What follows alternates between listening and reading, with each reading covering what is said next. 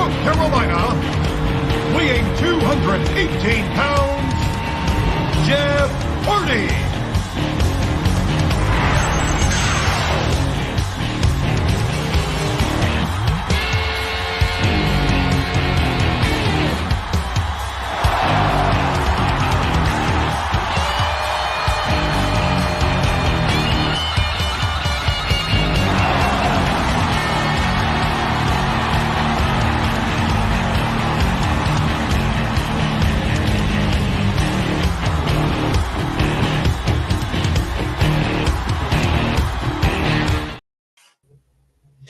What is going on, everybody? Welcome to Wednesday Night is Overbooked. We're back.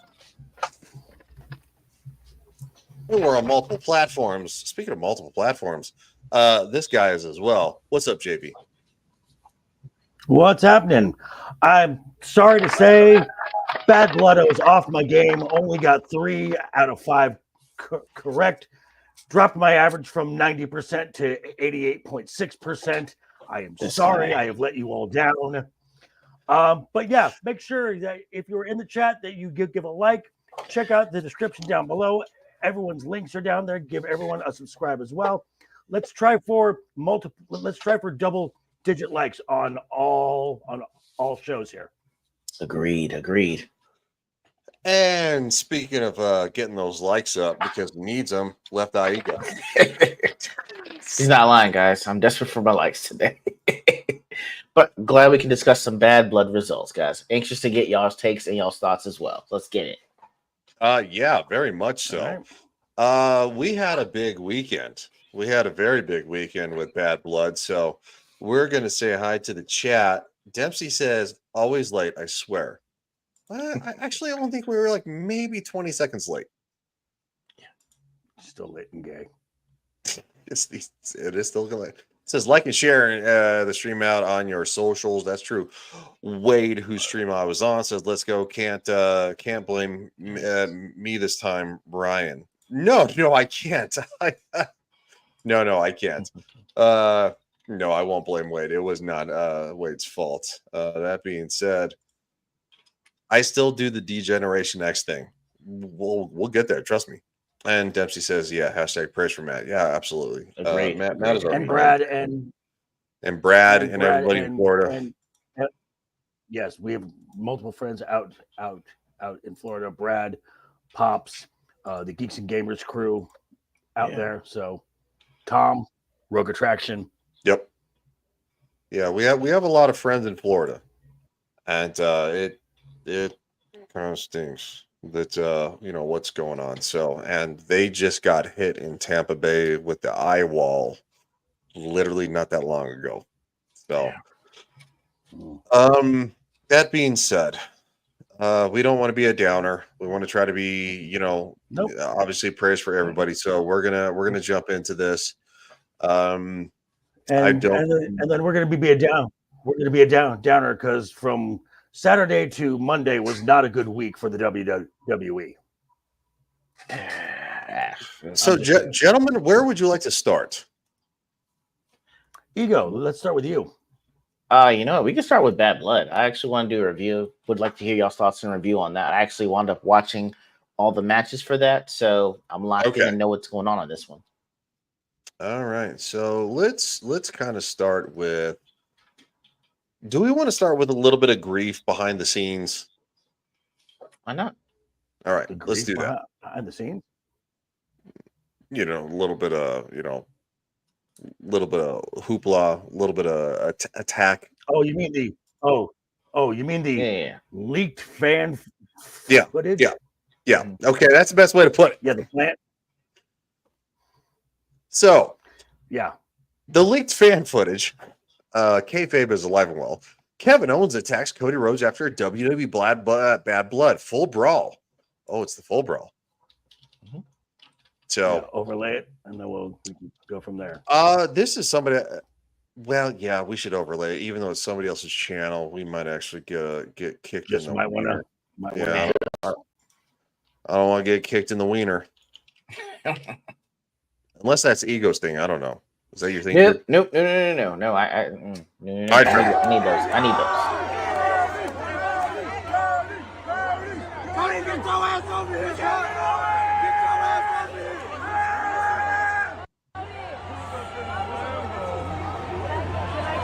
So Kevin Owens, Cody Rhodes, they're having words.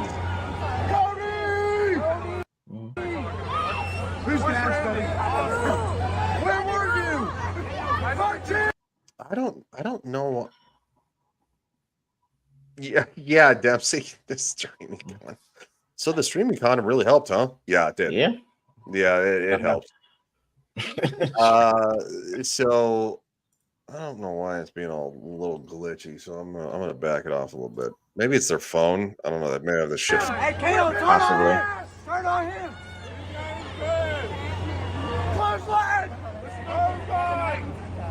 Take the title. Smack him, Kevin. Beat his ass. Beat his ass. Beat his ass. There's hold on, there you go. Missed it.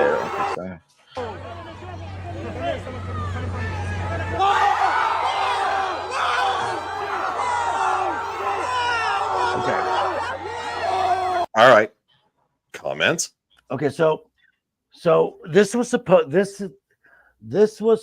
to be as Cody Rhodes is getting ready to go back in for the media scrum, as he never made it to the press conference, and Paul Levesque during the conference was made aware that this had happened. So I think on the WWE's part, this is brilliant. Absolutely brilliant, because now you're starting to blur that line between kayfabe and reality. So this is, and now to say that this is a fan footage. Okay, yeah, sure. This there was a plant because there was another one who had another perfectly shot angle from their phone from up above. These are plants by the WWE. So, and now you've just made Friday Night SmackDown must-see TV. True. Because this is something we weren't supposed to know. We weren't supposed to see this, and I was like, ooh. So now we're kind of in on a little secret. And Paul Levesque later on sent out a tweet saying that we are handling the incident internally. And even on Raw, they said, the thing that happened that I'm not supposed to talk about, blah, blah, blah. So I think this is a brilliant move because you're still continuing to tell the story even after the cameras have stopped rolling on the show. Yeah, pretty much. Dempsey says, if a big dude like that hit you in that many times, there would be bodily fluid spilled. Yeah. There'd be blood. So I don't know if YouTube allows you to say that. Hey, Brad. What is up, Brad? Was too busy watching Bad Weather to watch Bad Blood, but oh my god, I can't believe that this was captured on a video. Yeah, it was. I mean, it was all, of course, staged. Insert sarcasm here. Wait, sarcasm? But what? Yes, but as far as a marketing thing, this is brilliant. Absolutely brilliant. Yeah. Yeah, it definitely works. I mean, it progresses more too, which is pretty outstanding. They're really trying to like lay into it.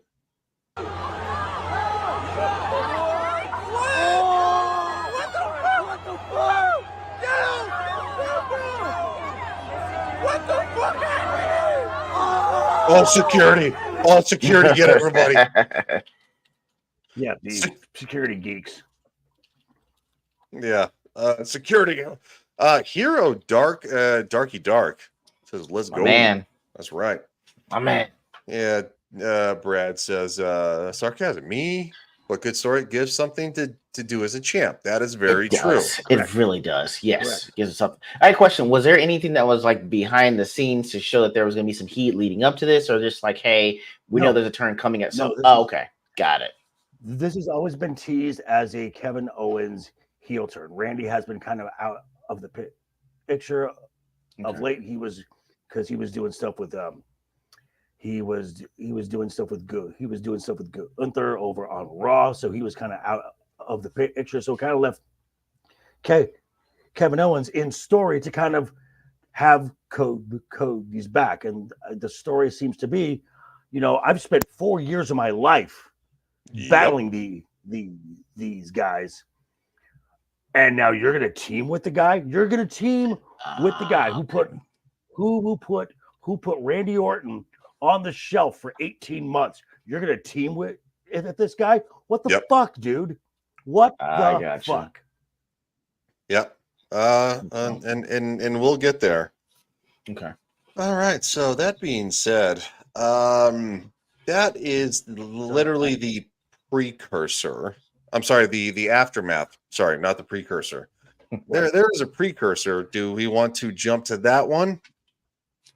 Yeah, why not? All right. Do you want to go in? So do you want to go match by match, or do you want to go in order, backwards order, or what? I would like to go match by match. So that's cool with me. That's the only thing I didn't get a chance to pull up. So JV, if you want to kick it off, or Ego, whichever one.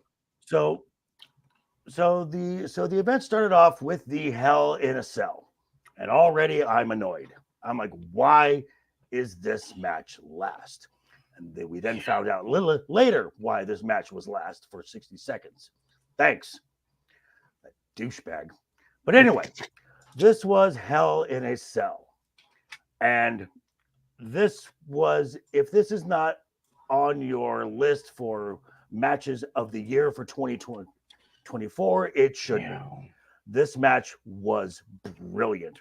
Both Drew and Punk had said that they wanted to restore the significance of Hell in a Cell, because under Vince McMahon, Hell in a Cell at one point had its own pay-per-view where you would have not one, not two, sometimes 3 Hell in a Cell matches. It got ridiculous. It's where the Cell needed a match to put in it.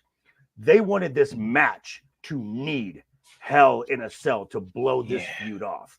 And this was an absolutely, is it the best Hell in a Cell match of all time? No.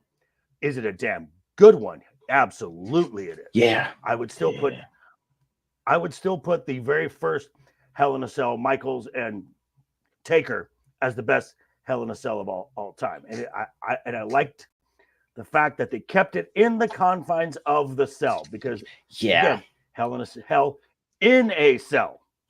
Yep. In a cell. A cell. And then in the cell, I mean, granted, there are some iconic spots, the Mankind being tossed off the top of the cell by Taker in Pittsburgh, iconic spot. But this just told the story in the ring, blew it off, and the outcome was exactly right. So those are my thoughts on this whole thing. Ego, your thoughts? I'm actually really glad that y'all sent me the Punk documentary to watch when you did, because I wouldn't have seen the significance of this match. I mean, it kind of harkens back to some of his early days, even some of his ECW things and his independent days of taking it to the extremes. I usually don't see people that are this season do matches like this. And which is why you say it's a gem. You say Taker and Mankind, because these aren't some young guys running around just doing Hell in a Cell. You got guys that are seasons vet that don't have to do this, that want to make a brutal match like Hell in a Cell possible. And for me, it's saying, hey, I don't want any match that's not a Hell in a Cell if you don't have some kind of beef like this or some kind of heat like this. I'm actually glad that the rest of the matches were not Hell in a Cell, because it would have diminished the product completely for me. Because if you're going from this to, I guess, with Bailey and Nia Jax, after you're like, there's no bad blood here, but you're like, hey, the bad blood with this one is so bad, there will be no interferences. It's going to be extreme. There's no rules, and it's Hell in a Cell. Keyword, in a cell. No one's going outside to climb out. No one's trying to bring in outside interference. It's mano a mano, tacks, chains, tables, and whatchamacallit, the staircase. When Drew McIntyre missed that Claymore and hit his back on that, I was like, oh my, bro. I was like, sucked. Yeah, I was like, dude, I hope he doesn't have the same situation that Shawn Michaels had, because that's what I thought when he hit his back on that with that claim, when he missed that Claymore. So I'm like, if he can walk after that, he did a brilliant job playing that off. So for the folks who did not watch the event, the top half of the ring steps are inside the ring, and Drew McIntyre goes for his ending move, a big nasty drop kick. CM Punk gets out of the way, and Drew McIntyre hits his low back on the corner of where those metal steps meet. Yep. And I'm like, I popped up, I grabbed my back, and I'm like, that must suck. Oh, it was awful. But that is the commitment that both of these two had to make this match work. Yep. Yeah. Yes. So absolutely. Ryan, in your experience, have you ever done anything to this extent before? Hell in a Cell? No, I've never done that. But would you? At the time, yeah, because I was a lot younger. Now I'm kind of an old man. But yeah, no, I did a lot of ring work. I did ring work with unfortunately the ring posts. They're metal. If you don't do it right, it hurts. If somebody executes a move wrong, it hurts. Submission moves, the Indian Deathlock is one I remember, which was done wrong. The way they angled it, it literally torqued the snot out of my left knee, and it hurt a lot. So it was. I have heard that folks just getting into the business. Like I heard McAfee talk on his show. He is like, running ropes hurts. Ropes hurt. Taking bumps. Oh, they do. Taking bumps hurts. Yeah. It all hurts. So literally what you're doing when you take a bump, all right? And this is the basic thing, and we need to be full screen for this to make it make sense. All right, so when you're taking a bump, what you do is you literally you kind of like run forward, you stop, you tuck your chin, and you flail backwards on your literal shoulder blades and your mid to upper back. You have to tuck your chin, because if you don't, you're gonna do that, and you're gonna screw your shit up, and you're gonna have whiplash in your neck for a couple of weeks. I didn't do that because again, I was a police officer, which they taught you how to fall, and they got this from wrestling. They call it falling with style. Was the biggest joke I heard from wrestling. Falling with style. The thing is, though, is that you would literally be like going, all right, we're gonna do 10 bumps. All right, get in a line, everybody go, and then one person, boom, right elbow circle up, next person, boom, and you would just get in a line, and it was hard work.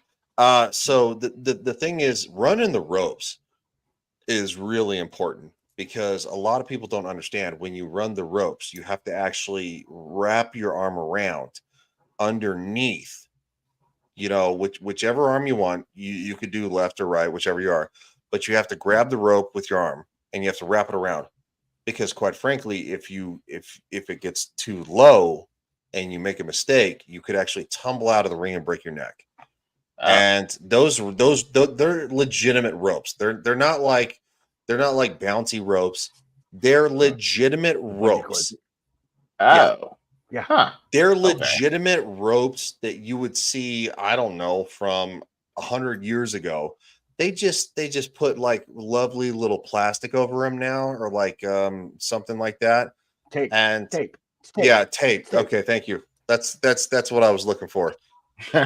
and so no, they're like ropes from the circus, because that's where wrestling started. That's where it got its big hit.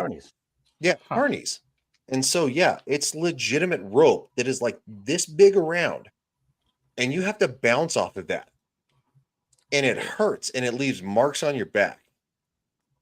And you have to learn. You have to run the ropes as drills, and then they're like going, all right, this lot you're over here, this lot you're over here, run, and you have to intersect And if you're about ready to hit somebody, somebody has to drop down and jump over. It's called rope drills. It's a legitimate thing. Thank you, JV. I haven't thought about this stuff in years. You're welcome. You're welcome. That's cool, man. It just makes sense because just stuff that we go through. Now, this match I gave an A. This is an excellent match. Unfortunately, everything else had to follow this match, and it kind of just yeah. And I didn't mean. Yes, sir. I'm sorry. I didn't mean to interrupt you guys, but I was wondering, was there a logistical reason why this match had to be first? Was it because the cage, like, hey, once you put it down, we're gonna bring. Cool. I'll let you know. All right, cool. That was my first question. Go on. We gotta wait till the last match, and then I'll tell you why. So okay, cool. So the next match is Bayley versus Nia Jax for the WWE Women's Championship. And I asked myself, why is this match on a premium live event? It does not belong here. You could easily do this match on a SmackDown. And they tried. They really did try. They got close, yeah. Yeah, well, you know, this match was sloppy on both ends. Bayley was sloppy. Nia was sloppy. They tried doing things with Nia Jax tried to do a Hurricane Rana out of a power bomb set. Didn't Bayley tried her best to sell it? Okay, just didn't look good. The only pop this match got, was when Tiffany Stratton's music hit, because that's what everyone is waiting for. Everyone is waiting for Tiffany Stratton to cash in, and I thought this was going to be the time. This is one of the misses that I had, and it should have happened. Tiffany, it looks like she's about to cash in. The Nia does the Undertaker rise up, and I'm like, okay, that's. I mean, sorry, but I mean, they tried, and this match had no heat, had no pop, partly because it's a match nobody cares about, because again, everything surrounding the WWE Women's Championship, at least at the top, is surrounded around when is Tiffany Stratton going to cash in. And this match had the unfortunate pleasure of following a great Hell in a Cell match. Yeah, you can't top that. Not even close. It's not fair. I will say though, the match in general surprised me because I didn't know Nia Jax had at least that much stamina. For how sloppy it was in spots, I will give them A for efforts and trying. I like the fact that Nia Jax is embracing the heel when she was slapping Bayley's head and everything like that. I liked her fully embracing the heel. They did kind of give her the I don't know what you call it, that drop, the Vader bomb, I guess is what we're calling it. The Jax bomb. I don't know. No, the Bonsai drop. It's a Bonsai drop. It's Bonsai drop. There we go. I'm sorry. It's the same move that members of her family did. Yokozuna and that's Yokozuna what it was. And Rikishi. There we go. Okay, yeah. It's literally thrown to the corner and then like going, oh, here we go, and boom, and it's like, yeah, not great. I'm just like, okay. I mean, it's not that it's not a great move, but it's not great for you if you're on the other. Yeah, well, because at one point I just crosses her arms and sits down with it too. So yeah, I was like, I just was surprised that she had that much stamina to do that match for that length of time. I don't know if I'm asking you guys, do you think it was sloppy in parts because they probably didn't have enough time to actually put this thing together with the two of them, or not, or just like it's just a mismatch type of match in general? There's just, I mean, and Ryan will attest to this. There's just nights that you're off. It happens. Yeah. Okay. Yeah, no, there are nights that that you're off, that the crowd's not feeling it. Okay. I mean, if you're, and this is really hard too. Just compounds, and it just compounds and compounds and compounds. Yeah, if you're not someone who's stellar at reading the crowd, which in my opinion, neither one are. Oh, okay. If you had like John Cena or Roman Reigns or Cody Rhodes or Punk, you know, McIntyre, CM Punk, Drew Rollins. McIntyre, the Rock. I mean, you know, if you want to, you know, Stone Cold Steve Austin, like these people were incredible at reading the crowd, and also the referee is there to help. A lot of people don't know that, but the referee says, "Hey guys, you know, the crowd's kind of dying down, so maybe during this submission move, you know, kind of lock it in and make it look like it hurts more." And then, you know, as the face, you kind of like your shoulders hit the mat, and the ref is like, "All right, here we go. We're gonna count 1, 2, 3. No, shut up." Gets the crowd energized again. So yeah, okay. I see. yeah, it's a team effort, not just between the wrestlers, but with the referee hearing things because he's not working. He's not getting body slammed. He's not, you know, doing this, doing that. He hears the crowd. Yeah. Well, Jessica Carr got a little bump. She did get a little bump. No, I see her. I see her over there. Yeah, no, I see her over there.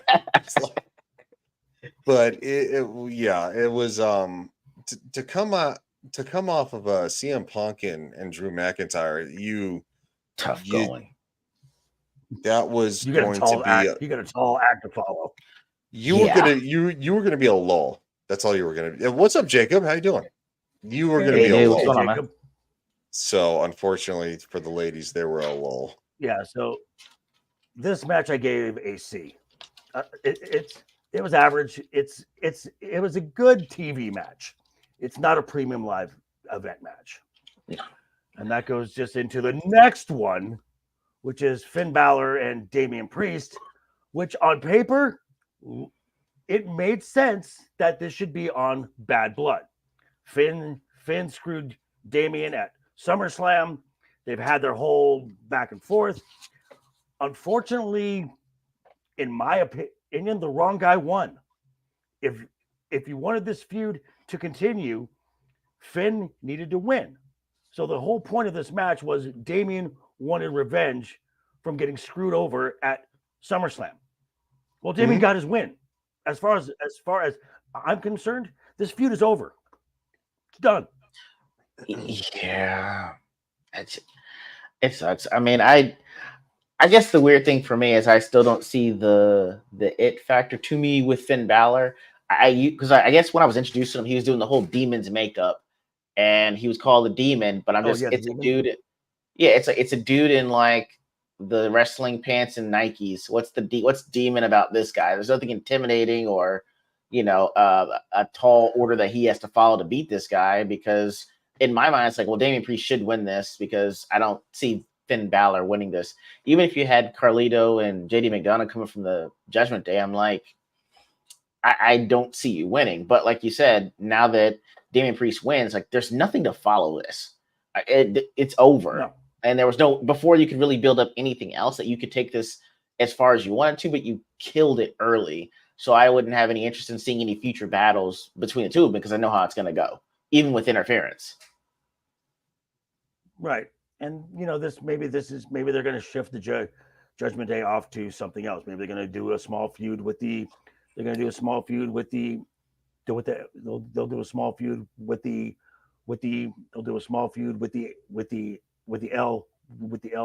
LWO, and then after that feud's done, they'll feud with the Wyatts. Who knows? But as far as an individual feud between Damian and Finn, I think it's over. Now the match in and of itself, from an in-ring perspective, was fine. It was fine. It was a well executed match. The one thing I did not like, right at the end, the way this match was booked, you had Finn who hit the coup de grace, which is his double stomp from the top rope. Damian kicks out of that. Okay, fine. And then Finn does two more across Damian's back, and Damian basically just no-sells it. That's true. And then grabs Finn by the throat, one south of heaven, 1, 2, 3. And Finn Balor becomes pinned. Finn becomes Pin. Yep. So True. Finn Balor. Pin Balor. Nice. So from a total overall, the heat, the execution, everything, this match, it's a C+. Again, should have been on TV, on paper, made sense, but you could have put something else in this place and had a much better show. Agreed. Yep. I would agree with that. It was so, in my opinion, bad that it got pretty much 2 sentences on this. Yeah. So not trying to be a dick, but like, woof, Nah. you're Okay here, man.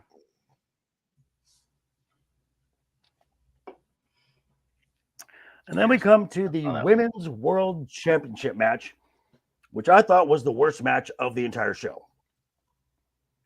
Yeah. Rhea Ripley versus Liv Morgan for the championship with Dominic Mysterio suspended in a shark cage. It was so Normally, the shark cage hangs above the ring, but because you had a giant hell in a cell, it's hanging in the aisle. So that's why the cage was there. Now, as far as I heard this said from 2 other folks, and it makes sense. This match never really got out of her first gear. Yeah. In just from what I saw. Now, you had some good spots from Liv, and Liv has from when Liv came up to the main roster from NXT as a member of the Riot Squad. From then till now is a marked improvement. And the fact that she's still adding stuff to her arsenal is still very, very good. I mean, we saw the sunset flip power bomb. We saw that crucifix bomb that she does very well. We saw the start of the 3 amigos. She got to 2 of them, but that's a standing suplex. So adding stuff to her arsenal, she's becoming a more competent in-ring wrestler. Then it got goofy. And it got goofy when Dominic picked the lock where there was no lock, but he's chained by his ankle to the inside of the cage. And of course, we never saw that happen. So all of a sudden, Dominic falls out, and I'm like, "Oh shit! Oh, no!"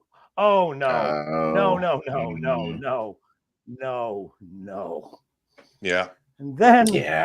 And then Rhea goes to the referee, and you see it in the ref cam. I'm gonna need a minute because I get some unfinished business here, and you can hear the ref say, "Okay, you've earned it," and I'm like, "Are you joking?"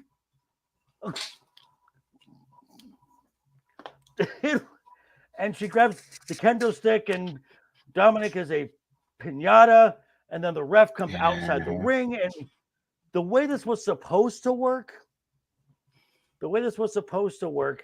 is the ref was supposed to come check on Dom, and as Liv is going back to the ring, Raquel Rodriguez was supposed to blindside her then. Oh, okay.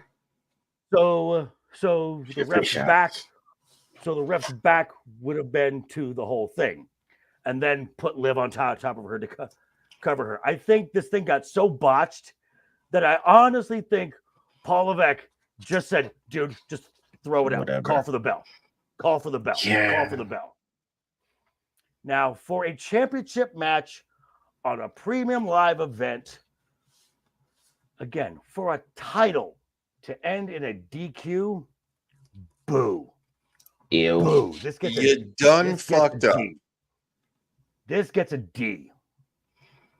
I'm not gonna lie to you guys. This was the only match I fast forwarded through, or watched it at like 2.5 times and 5.5 times speed because I was like, there's either nothing really going on here. Now, I'm not gonna lie, Rhea did really great. I know that she did the Razor's Edge. That was phenomenal. It's like that was great. I like the fact that you're saying she's adding things to her arsenal. It's going to make her a more well-rounded wrestler.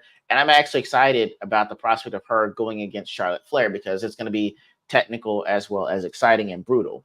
But with this, I was like, what was the point of this? We watched Rhea Ripley whack a Dom, but then the minute this other girl comes out, that's the bell. Ring the bell. It's a DQ now. I was like, what is happening here? And I was glad I watched it 5 times because watching it at 1 time would have made me have a stroke.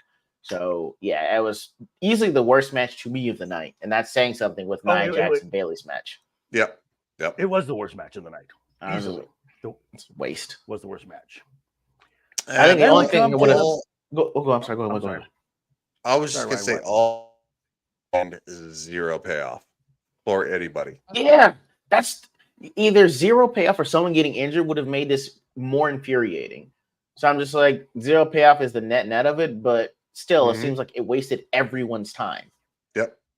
And all this does is it just will delay Rhea taking the title off of Liv. It will delay it till I think Saturday night's main event in December because we're going to go through. Well, we will talk about Crown Jewel in just a second. Yep. And then we got Survivor Series after that, where it'll be a team Rhea versus Team Liv. And as far as TV goes, Rhea is going to have to go through now Raquel to get to Liv. So, I mean, do you think it's a good idea giving her an enforcer to have to go through now to get to Liv, even though she was already wrestling her at Bad Blood, or just it delays the inevitable? It's just prolonging it. That's all. Okay. It's giving it another wrinkle. And the problem with Raquel is this. Okay. She came out to no pop. None at all. I didn't know who she was. Okay, good. Because the last time we saw her was in Elimination Chamber, was in the Elimination Chamber, and she's not over. The fans really don't know who she is because she's got a condition called mast cell activation syndrome, where your body basically goes into an allergic reaction with nothing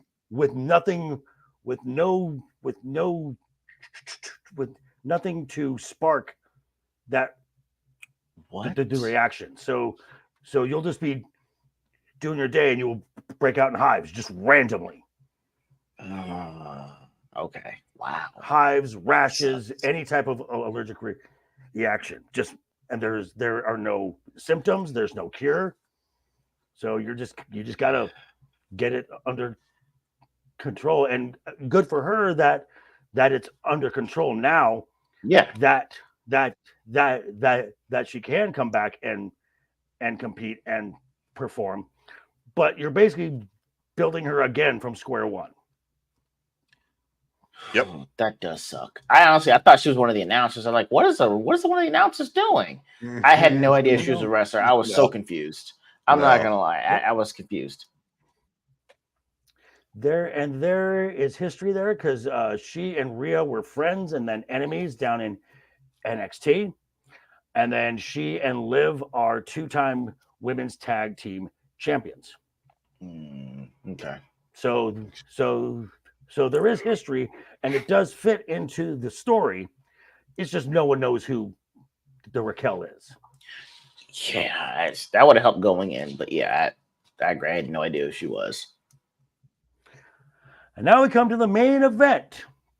Cody Rhodes and Roman Reigns in their first time teaming up against Solo Sikoa and Jacob Fatu. This was a good match. This match was fun to watch. The first 3 quarters was a little on the dull side because it moved at the pace of a Roman Reigns match. Roman Reigns is Yeah. I mean, that was a good one. But hey, stop me when I am telling lies. Stop me when no, that one. That was a good one. That was a good one. Because Roman Reigns' match are very methodical, plotting at times, but it's the pace he likes to work at, and it's a very successful system. The unfortunate thing, there were 3 other guys in that match who are not named Roman Reigns. So Right. So you get the teases of Roman and Jacob, where Jacob moves where again, talk about different styles. Roman is a slow pace. Jacob is on another level. And they had that really great spot where Jacob hits the moonsault, Solo hits the splash. Yep. That was Great amazing. sequence, That was awesome. Executed. But I knew going into this that I was praying because I was not confident about this, but I really thought that Roman Reigns is not going to lose his first match since Mania, and I was right, thank God. Toward the end of the match, we've been talking about it, wondering if, and quite frankly, this was a great time to have his return there because Hold on. all of a sudden you see. Hold on. I got it. Oh, my man, he was ready. You see, go ahead. Describe it into it. So we have Solo, and he's looking, and you see Tama Tonga, you see Tongaloa, but there's a third person there in the hoodie and the bandana, and I'm like, oh yes. This is not the one, but I know what you're talking about. No. Yeah. So keep going. And yes, of course, with super kicks, which I must say is a better super kick than Jay's. I'm just saying. That's fair. Yeah, That's fair. You can say it. That's Jimmy. So Jimmy's back. The distraction is enough for Roman to hit the spear, get the 1, 2, 3, and then secures that win. Great, absolutely great. The match ended the way it should. You get Cody and Roman. They kind of look at each other and they give a nod of like, okay, you held your word. I'll give you that respect. When Cody did that dive off the top rope onto the announce table, onto Jacob, he salutes Roman like, this is you the rest of the way, pal. I'm out. Saw that. Yeah, that was great. And then, as Roman and Jimmy, they hug. Great moment there. Huge pop. I might say the unveiling of Jimmy might have been the biggest pop of the entire night, because that was. Yes, I will say it. Because, and then as Jimmy, shut up.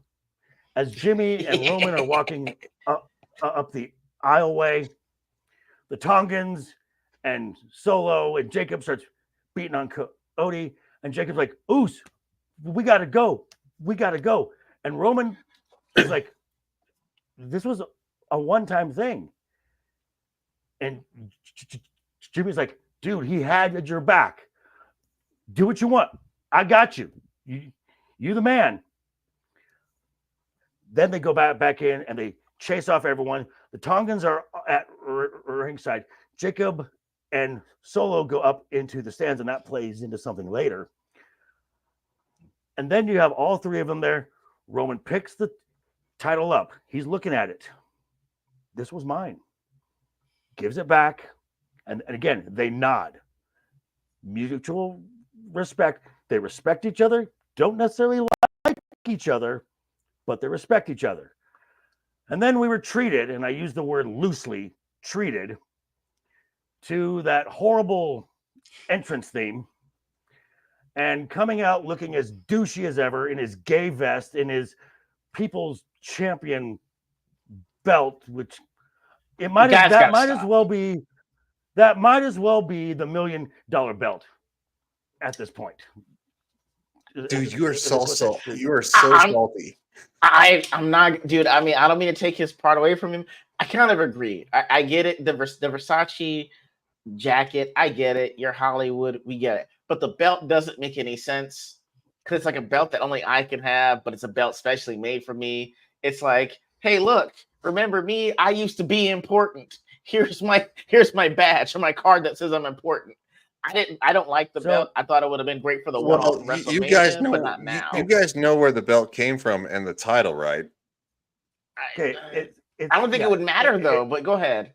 Because the Rock asked Muhammad Ali's widow to be used the People's Champion. So, and she's the one. Worse. She's the one. No, this was decades ago, dumbass. No, I'm saying it was decades ago. Hey, your daddy died. Can I take his belt and then parade it around? No. He asked his wife. Okay. And she's the one who presented the belt at the last WrestleMania. Presented. She did not make the belt. She didn't say bring that with you everywhere. Hold the fuck on. Jade Cargill, bitch. You want to get fucking spicy? Any belt she has been given to her. When she dropped it, she gave it away. Jay doesn't walk out with the "I'm an action figure" belt. Okay, I would get on her just as much. No, she looks like an action figure who's stiff. Like she's like exactly. That's why I'm saying if she had one saying I'm like all right, JV, bring us home. Sorry. Okay, so The Rock is out there for 1 minute. Gives a 1, 2, 3 throat slash and walks off. Well, we're just gonna watch it because, quite frankly, that was the biggest pop of the night.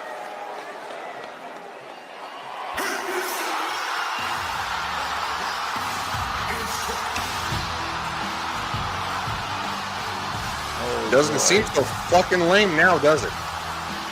It's still lame. To you. I'm not gonna say it's lame. I'm just saying to you. Coming out with the belt was lame. No offense, dude. You don't represent the audience because the audience represents when they cheer. Neither do you. I'm just saying. I've got the video. You don't have video. Okay. I mean, we're disagreeing. That's what we do. I mean, yeah. So, Ego. Yeah. You wanted to know why? Hell in the Cell was put first. You're looking at it. That's bullshit. That is you don't have evidence of that in your talking shit. No, stop. Yep. Gary, I swear that better not be the reason. That better not be the reason. You don't have evidence of that. That's irritating. There's no reason why the match is that good. Evidence of this. All I'm saying is, and there better not be, because if I find out that we took a certified 4.5 to 5-star match for a 1 minute cameo for someone we knew was going to be the end. You could have done that backstage. Is all I'm saying. For all I care, there's no reason that you have to put one in front of the other. It makes it so that we start out here and we end here, and then they have to bring it kind of up to mid just for The Rock to come up in a belt that technically he can never lose because it was gifted to him as People's Champ, which makes it dumb to bring it around because he can't lose the belt. For all I'm to say is 1, 2, 3, throat slash and walk out. That's irritating. No, that's terrible fan service to me. Okay, so can I actually say something about this? Go ahead. It's actually easy for The Rock to lose that belt.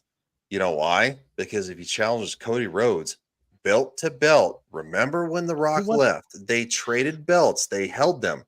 Don't shake your fucking head. They're not going to do that, bro. I will say they tried. They tried this with the BMF belt. No. Hold on. I'm sorry. Same thing with the BMF belt for UFC.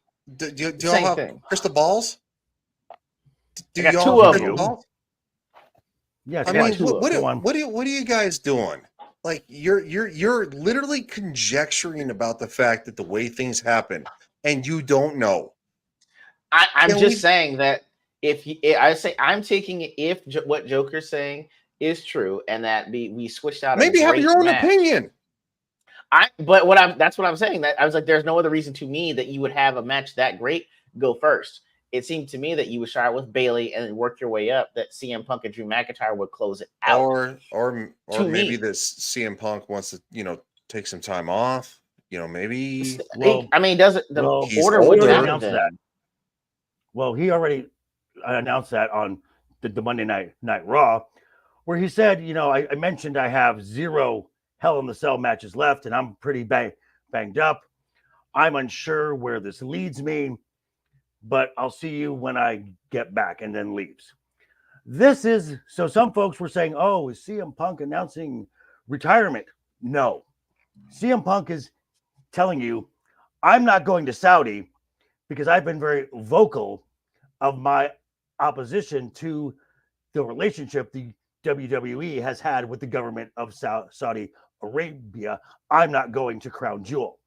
Now, we saw during the Bad Blood show, which I thought they were going to do something cool because they were announcing it as historic.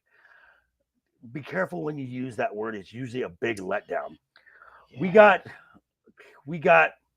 So we're going back to the old Survivor Series, champion versus champion for bragging rights. No titles on the line, except this monstrosity. There's another picture of, and when they displayed it, when they unveiled, that thing is hideous. Now, when Paul Levesque was out there, they had the crown jewel lectern and this obviously a belt underneath the cover. I thought that they were going to announce a tournament to crown a women's mid-tier champion at Crown Jewel. That's what I thought. Yeah. And then I see this, and I'm like, oh, so we're gonna do Saudi Mania, where the champion gets this belt. It's a trophy. That's all it is. It's not a championship. It's not a title. It will never be defended. It's not going to appear on WWE TV. This is just a trophy. It's a gaudy. participation trophy, dude. Wow. It's gaudy. And here's what I don't like about it is you can't play into your normal storylines with this. Because let's say you had a match with Gunther and Cody Rhodes at a premium live event where you didn't want either one of them to lose. Well, you could have a DQ. You could have a DQ or a double count out or something. No, you made this belt for a reason. Someone is going to eat a pin. Somebody has to take a pin for this. So what I can't stand is now you've got your top champions on both brands, women's and men's, competing for this, which means nothing. One of them has to take a pin. Whoever takes the pin, again, they're a top champion, is going to look less than. Yeah, that's gonna suck. I mean, for me, I heard when Triple H was actually doing the announcement for this, they definitely booed at the beginning. But the minute he said Crown Jewel, they let him have it. I don't know how he steered them back because, frankly, I was trying to get over because it went way too long to unveil a belt that nobody's gonna really care about. Honestly, it's like go ahead. This is basically the same thing as when Braun Strowman won the greatest Rumble ever, which was in Saudi, and they gave him this green strapped WWE Championship Saudi-ized belt, which was never seen again. Right. I was like, are you trying to prove to like the people that are investing that they're actually getting something from their investment? Because they are paying to have the talent there. you shouldn't have to do any more than that if that's what they're paying for. So to create a belt for this that is going to sit on the shelf until. Go ahead. I don't think the WWE paid to have this made. No. That's what I'm saying. I think that and that's why I'm just like, but it doesn't mean anything. And it's like, well, if they're there, it's it's technically a big exhibition that you pay for. Yes. If you're trying to legitimize it, it only makes you have more questions. You're like, why did you have this? A mid-tier belt would have been fantastic to debut there. To be like, hey, we always remember that our first women's mid-tier title was there. It gave some legitimacy to the women's event. I mean, I don't see how much further they could have gone. I know that's the other thing, and that's why I said I don't know if this is a thing that Vince signed, like a 10-year contract with them or not. But Vince signed a pretty long deal with them, and their contract is not done until 2027. Right, and so maybe this is like, hey, we're just eating this, and for the next 3 years until we can get out of it.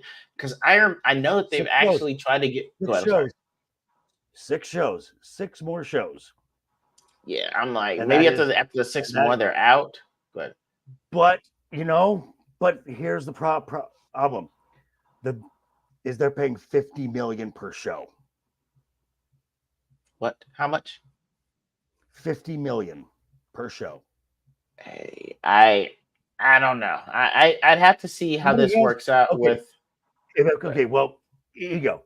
If someone hands you a $50 million check, and you are an entertainment company, and they say we would like this stuff to happen, are you going to turn that down? After the first contract, I have to really seriously reconsider negotiations. Pre-Vince, I probably would take it. Post-Vince, I there's certain thing is too big to fail, and not all money is good money. Is all I'm saying. If it's $50 million a show for 6, that's $300 million. I mean, at a certain point, you get to be not. It's not a good example. It's the only one I can think of. Punk, you've got your money, you got what you do, and now it's like, well, hey, I do it if I want to, but if I'm not feeling doing that, or it's gonna suppress some of the talent around me, I'm not gonna do it. That I'm coming from that angle for it. Otherwise it doesn't make sense to me. So this also puts every story on hold for the next 4 weeks, because everything is building toward this.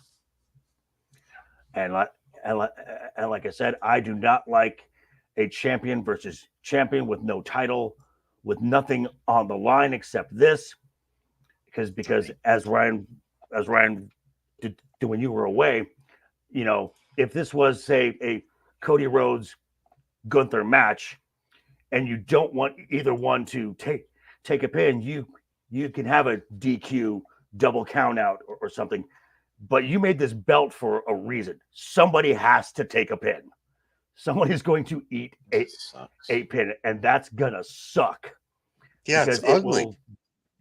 Well, there's that, but you've got your 2 top champions from both brands, the women and men. There has to be a winner, has to be a loser. Whoever loses is somehow less of a champion. That's my big issue. And they said that the champion versus champion is for the Crown Jewel Championship belt. Bragging rights is what it is. It's bragging rights. This is awful. I thought they were going to say, well, hey, I know it's champion versus champion for these 2 matches, but hey, another one that they're setting up is going to be for the Crown Jewel, because otherwise it doesn't make any sense. Hey, neither of your titles on the line, but this fictitious one is. It should have been more like a King of the Ring style thing, or maybe Ultimate Battle Royal or something like that, because it just doesn't make any sense to me. I don't get it. You see now, King of the Ring was a good concept because it actually led to something. Yeah. This is nothing. Yeah. You're never going to see this belt on regular WWE TV. This is specifically for this event. It's a trophy, is what it is. Yeah. It's for a trophy case. Pretty much. And it's ugly as right. And it's like, where's it going to sit next to your world title? Like, where does that even go? Which by the way, Gunther came out and and his belt is a good sized belt. This Yep. thing here was like from his crotch halfway up his chest. That's how big this thing is. This is gaudy, but it's also very Saudi too. I'm just saying. That's fair. I- It's the whatchamacallit. It is, what watch brand is that? Oh my god. They make huge watches, and unfortunately I have a few of them. Oh, but they're those big Timex gaudy watches that people wear. Olivas or something. I think so. I'm gonna forget, and in the middle of the stream blurt the name out. But yeah, people that have the big gaudy watches that you're like, I know it probably costs money, but it kind of looks cheap. It's like, you know, half the fun of being a wrestler is having a 6-pack. This thing's gonna hold it the whole thing. You're just gonna see like the chest and balls. The best part of the whole thing, which could end up being terrible, because this was in Atlanta. You had celebrities there, whatever. Bill Goldberg was at ringside, and Gunther comes out, and Gunther has just become a great troll, just dry humor, dry delivery, just little zingers, and he pisses off Goldberg as Goldberg climbs over the barricade to try and come out to the ring. Security geeks are coming out, and Gunther says, "Come on, Bill, come on. I got 3 minutes to waste on you." And I'm like, wow. Yeah, Bill's back. Classic. That is classic. That's well done. Gunther, I love that man. That man is great. He is awesome. So we're at about the hour mark. Are we ready to go back down to Nostalgia Lane with not a top 5, but a top 10 this time? Unless you want to address real quick Triple H's criticism surrounding certain representation. I addressed that. I did a video this morning. Dempsey, if you're still in the chat, pop a link to that in the video. Pop a link to that. Whoa. That's wild. Wow. That's crazy. Wow. All right. That's We're gonna do the safe, top bro. 10 wrestling factions. All right. Of all time. Actual factions. So again, the way this is scored, your number 10 will be worth 1 point. As we go up the chain to your number 1, your number 1 is worth 10 points. So, so since it is all 3 of us here, hypothetically, if all of us, our number 1 was the same answer, it would get 30 points. Okay. All right. Okay. So All right. we will use our headline for this. Also, a faction is 3 or more people. I was a dumbass last week, so that's my fault. I've made that correction. 3 or more, not a manager. Yes. Okay. Are we ready? I'm ready. Yes. Ego, you ready? And Yes, I am. Reveal your number 10.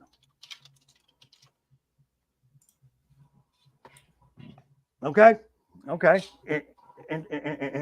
And interesting. Okay. I'll go first. So the Hart Foundation. Now, normally you might say, whoa, that's a tag team. And initially you would be right. It would be Bret the Hitman Hart, Jim the Anvil Neidhart, and Jimmy Hart, the Mouth of the South. However, in 1997, Bret the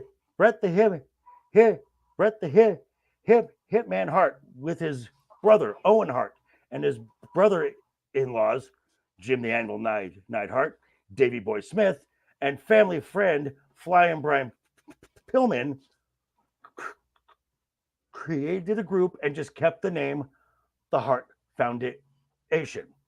Now, they didn't really do a lot because they didn't really last very long. They didn't even last the entire year after Brian passed away. They broke up a month later, but their existence prompted a response in the form of another faction, which I'm sure many of us will talk about later. Okay, Ego, let's go with yours with the Judgment Day. All right, so I will say that just hearing from you guys how this worked, it seemed like it seems like Judgment Day kind of worked for everyone involved. It gave Rhea Ripley a stable with which to work.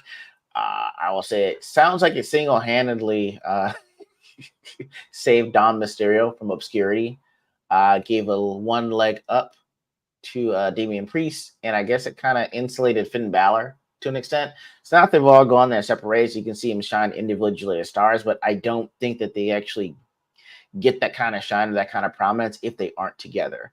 I'm not sure how long their time together was. Maybe 2 years, maybe is my guess of how long they were together. Is that stable? Yeah, which is, I mean, it's around there. It's around there. Yeah, it's a good time to put people together, but breaking apart before it gets stale, and the factions that have happened since make sense. I mean, the fact that they're split and kind of taking sides, I like it. So I mean, for them to be such a new concept to me and to be on the list, I kind of like what they've become or what they actually have led to for them individually. I still don't get Finn Balor post Judgment Day, but I mean, everyone else makes sense. I like them solo now. All right. Ryan, the right to censor. Good one. The right to censor. Well, this was Vince McMahon's response to basically I can't, what is it? It's not the FTC. What is the FCC? The religious right. FCC. The religious right. The religious right. Yeah, it was actually to legitimate moderators on television trying to tell Vince McMahon what to do. So it was goofy. It was like, I'm like, the entrance was golden, and you had Steven Richards, of course. It was nails on a chalkboard, and then you got they took down the Godfather, who was about the whole train, and then Val Venus, and then Ivy and Bull Buchanan. Bull Buchanan, right? Yeah, it was something that was so over the top. Talking about actual TV censorship, because the WWF was doing things that were a little spicier, raunchy. Yeah, it was a lot spicier. And so Vince McMahon thought that would be a fun idea. So that's why it kind of lives in infamy as one of my favorite factions, the right to censor, because The Rock, Stone Cold Steve Austin, they went up against them. And of course, Stone Cold did his thing. And it was a lot of fun. It was a lot of fun. Oh, yeah. Good choice. Good choice. All right, time for our number 9. All right, let me change that.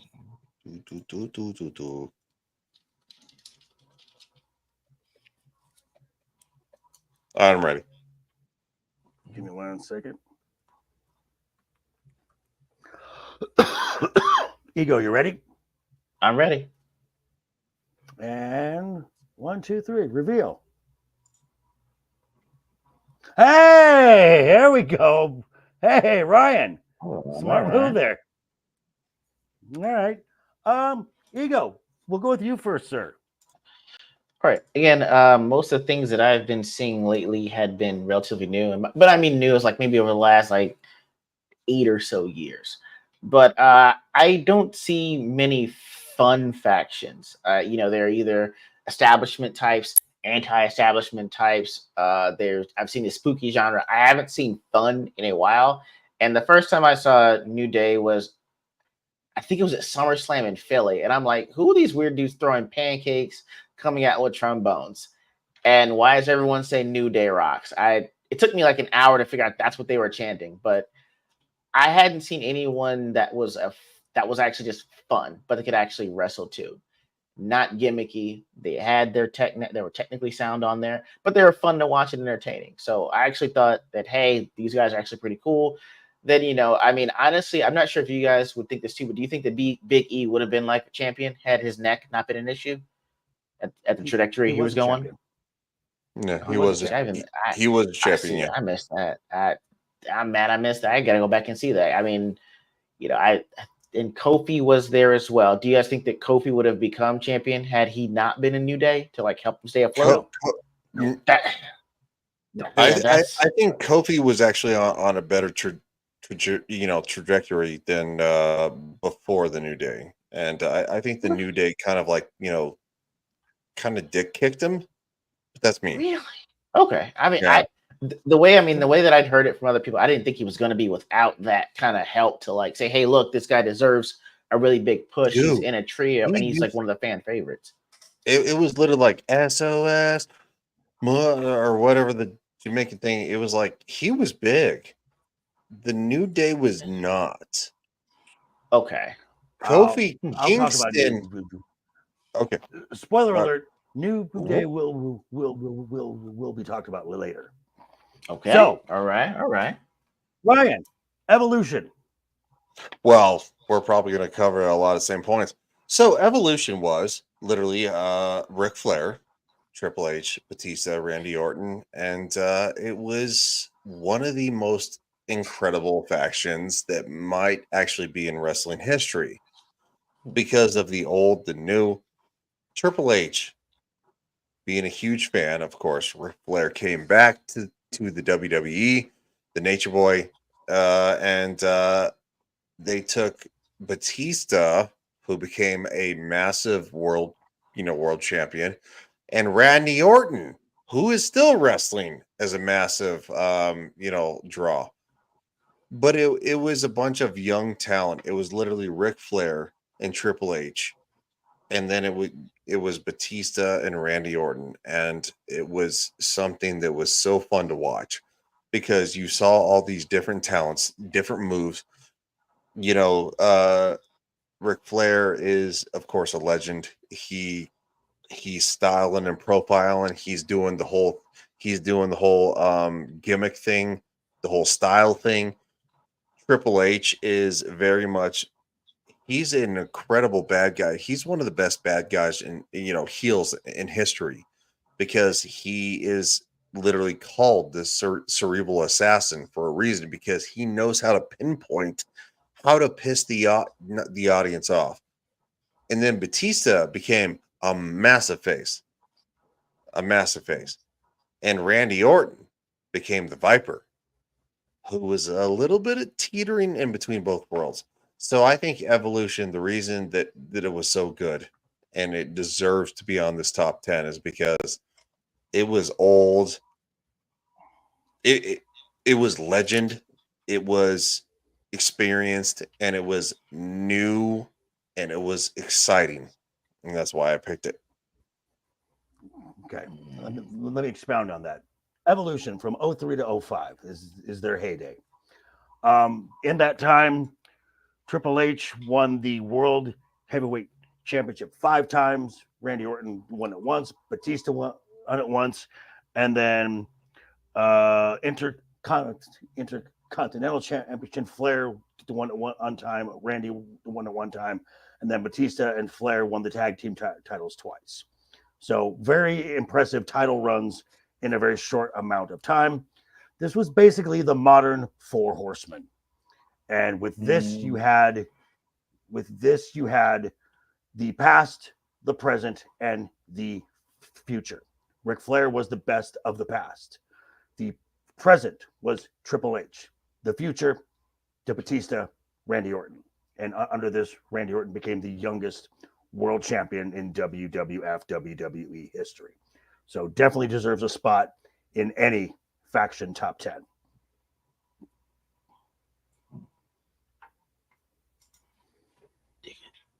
Okay.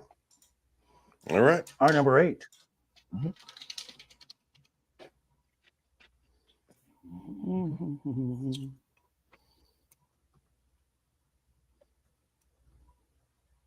Are we ready? Yep, ready to go. Ryan, Hold ready? on. That's not how you're supposed to spell that.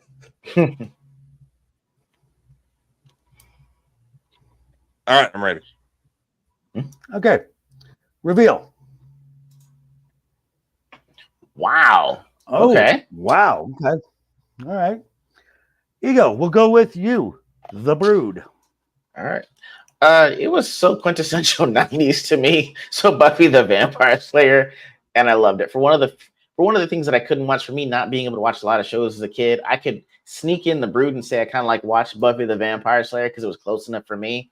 I just like the fact they straddled the I guess the spiritual or the vampire aesthetic of it all. And to me, you just introduced Edge and Christian as Edge and Christian at the beginning. I wouldn't have understood it without the Brood. It's kind of like they made little moves for them going to like, okay, we're doing the goofy, we're vampires gimmick to, hey, we run out through the crowd to like Edge actually being a superstar. I missed his whole run as a champ, but I could see like, okay, well, I could see now how he actually built up his brand from the Brood to get to Edge and Christian to doing the TLC matches with the Hardy Boys and the Dudley Boys to like cementing himself as a champ. I mean, it's mainly just a thing saying, hey, Edge did great, but I don't think that he could have been the Edge that I got to see without being in the Brood. I think it was actually just a cool faction that was quintessential 90s and got the whole vampire aesthetic down. All right. Well, I will go first then. Go ahead, Again, after you. The Nation of Domination. We're gonna, we're gonna talk about that the same way. Nation of Domination. The Rock. Rocky Maivia. No. Actually, Flex Cavana. And then Rocky Maivia. Okay. Such a shit show. Such a a downfall. And then of course, Vince McMahon let The Rock loose. And it was like, do you smell what The Rock is cooking? And finally The Rock has come back. And he joined the Nation of Domination, which was huge for The Rock. It was a huge step stool to being launched into the stratosphere, like Stone Cold Steve Austin. Now, not to say that the other members were not a part of that. Well, or JV. I don't know. Oh. I think Dude, StreamYard's been weird lately. Hold on. It has, yeah. Okay. And that being said, you had Farouk, who was a part of the Nation of Domination, who became a part of the APA, the Acolyte Protection. You all right, dude? You good? You good? I'm fine. I'm good. All right. So that being said, I picked the Nation, and JV, it's your turn. DX. Okay. D Generation X. I said that the Heart Foundation faction created a response. This is the response. D Generation X. The original 4 members, which was HBK, Triple H, China, and a lot of folks don't know this. Rick Rude was the 4th original member. They then, after Rick Rude left to go join WCW and the thing over there, then you brought in X-Pac, the New Age Outlaws. You brought in Tori Wilson, Tori, and they kind of just ran roughshod over the WWE for about 3 years, 97 to 2000. Now, famously, they rolled up to the WCW arena where Nitro was being held in a tank. These were the naughty kids, and they were racy, they were raunchy, sometimes a little racist, but that's another time. And I'm sure they caused a few kids to go to detention when they said suck it or gave the DX chop. But the DX chop is still something you see being used by multiple superstars to Yeah. this day. So highly influential. But then after DX disbanded in 2000, they tried to reconstitute it with Shawn Michaels, Triple H, and Hornswoggle. Okay, sure. Okay. It was dumb. Sounds So weird. I like to remember DX when they were at their peak. So that's kind of where they stay. Nice. It's all right. Our next one. I'm ready. All right, let me get myself ready here.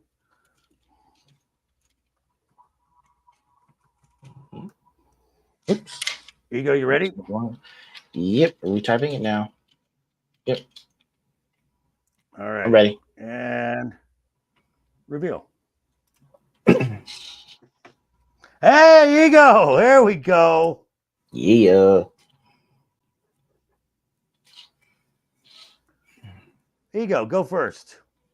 All right. So again, I think this is what 2016, I think, for me, the first time I saw the Wyatt family. And I hadn't been that weirded out since like when Undertaker was doing his thing and they had that whole Ministry of Darkness thing going on. So I mean, it felt so eerie to behold, and I'm just like thinking, okay, well, this is just great showmanship. Then I found out that Bray Wyatt was leader of this thing. His father was the IRS man, and he could wrestle, and it gave some legitimacy to him. And the fact that he was also fantastic on the mic, and that whole world in my hand with the championship belt is always going to go down as one of the best. I don't know if you call it a promo or a speech of sorts to me, but it's one of the best that I've seen in ring for a champ. And so I just like the fact that they were able to do something in such a digital age. They went old school with the lanterns, the dry ice fog, that backwoods feel to the music, the fact that they're building some of that mystery, and there's also kind of fear. And you're looking at Bray Wyatt, you're like, he could actually instill fear in somebody. It was almost like a movie-made production of a character in a wrestling ring. And so it kind of harkened me back to some of the Attitude Era, but it was for the new age. And so I just think it was a fantastic faction, and it was Bray Wyatt's genius that brought it to life. So it's got to be one of my top 10 factions. All right. Normally, you might think for me this would be a lot higher, but yeah, here's the thing, and everything Ego said is true.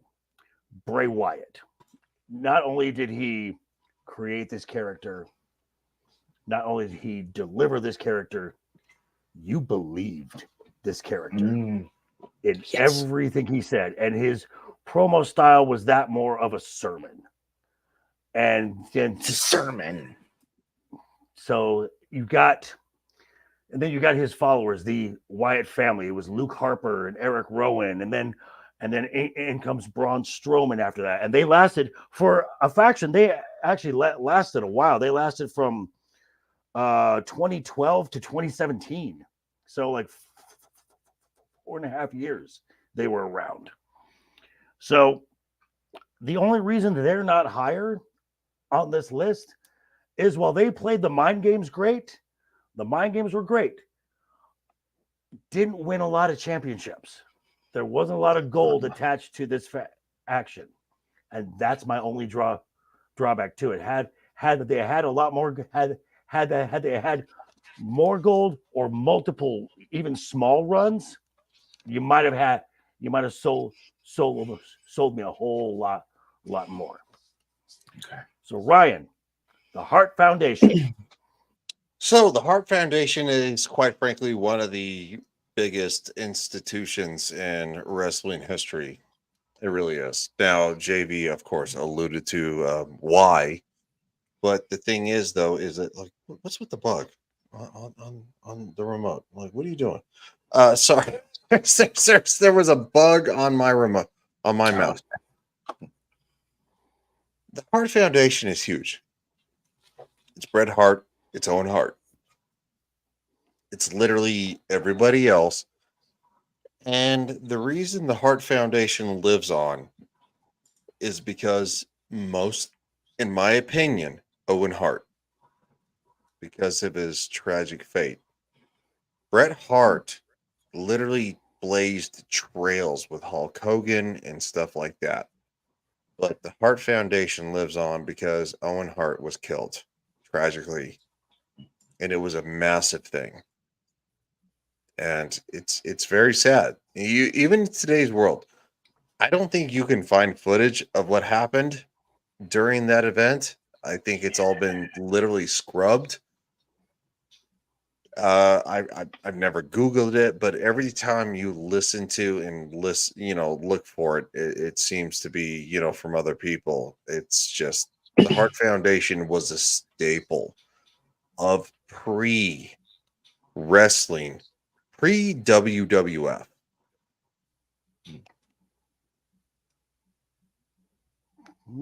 Yeah. All right. Agreed. All right. For our number 5. I'm sorry. 6. Sixth. Mhm. Sixth. Sorry. Yep. Sixth. Sorry. The number 6. Hold Okay. on. Wait a minute. Are we ready? Real quick. I'm ready. And reveal. All right. Four Horsemen was not a WWE faction. I did the same But thing. That was in WA. There was Well, I got to sit this one out then. So, Ego. Ministry of Darkness. Go for it. This is the only reason I didn't have the Wyatt family higher, was because I give it to the OG guys at the Scare Factory, which is Ministry of Darkness. Ministry of Darkness to me was like, on one side you had a slice of peanut butter, and it was like Gangrel and the Acolytes. And the other hand, you had Jelly, which is the Undertaker. And you're like, these taste great individually, but what if we put them together? And it was perfect harmony. And for me, it was great about the spiritual havoc they seemed to run roughshod over the WWE. You would have the Acolytes take out somebody, then Gangrel would snatch somebody, and then they'd all have to report to the Undertaker.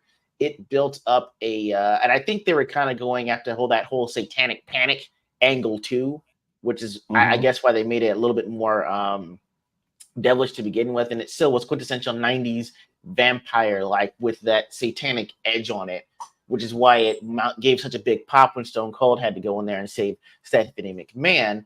But that was the first time I'd seen kind of like the spiritual act have a realistic component to it. They would just, there's the one thing where they're like, ooh, it's spooky, and someone gets here. Like, no, they're snatching folks, and there's going to be a sacrifice. And as you're 7 or 8, you're like, they wouldn't really sacrifice somebody, would they? I mean, but he said he would, and we're still watching it, so I have no idea what's going to happen. But the sheer terror that it instilled in me as a child, I'm never going to forget that. So to this day, when someone, if you ever have a lights out and I hear the gong sound, I'm out, just for the fear, PTSD the Ministry of Darkness gave me. So that's why they're higher on my list than the other Wyatt family. All righty. The New Day definitely belongs in the top 10 factions of all time. They debuted July 21st of 2014. They've been around for 10 years. Now, they were given a shit gimmick to start with. They were going to come out in like Southern Baptist choir robes, and their original entrance theme was very much like a Southern Baptist church choir, and that's why Big E was like, "It's a new day, yes it is," and this was the gimmick they were supposed to have, and they stuck with it, but eventually, instead of getting mad and saying, you know what, we're gonna quit, we don't like this, they're like, you know what, screw this, we're gonna lean into the power of positivity because we're fucking awesome. So you had Kofi Kingston. Incredibly athletic, not a great promo. So what do you have to compliment him? You've got Xavier Woods, who was very good on the microphone. At the time, was not as accomplished in the ring. You had Big E, who could kind of do both, but he was a big man, so he could do a lot of the power moves. As a tag team, they reinstituted the Freebird rule, which is, yes, there were 3, but for every particular match, only 2 of them would participate. So it would either be Kofi or Xavier, Kofi, Big E, Xavier, or Big E, and the other one would just hang around the outside. They had heel runs, they had face runs. They have the second longest title reign. They beat. It was a big deal when they passed Demolition for the longest tag team title reign. They ended up with 483 days. They are they won the NXT Tag Team Championship once. They won the SmackDown Tag Team Championship 7 times. They won the Raw Championship 4 times. 12 title reigns. They've had a King of the Ring in Xavier Woods. They've had multiple Intercontinental Championships with Kofi and Big E. Big E did win the WWE Championship, and at WrestleMania 35, Kofi Kingston won the WWE Championship. Again, you don't hang around for 10 years with the same 3 people unless you're doing something right. And they took a shit gimmick and made it work and got themselves over. Beautiful. And now we go into our top 5. Okay.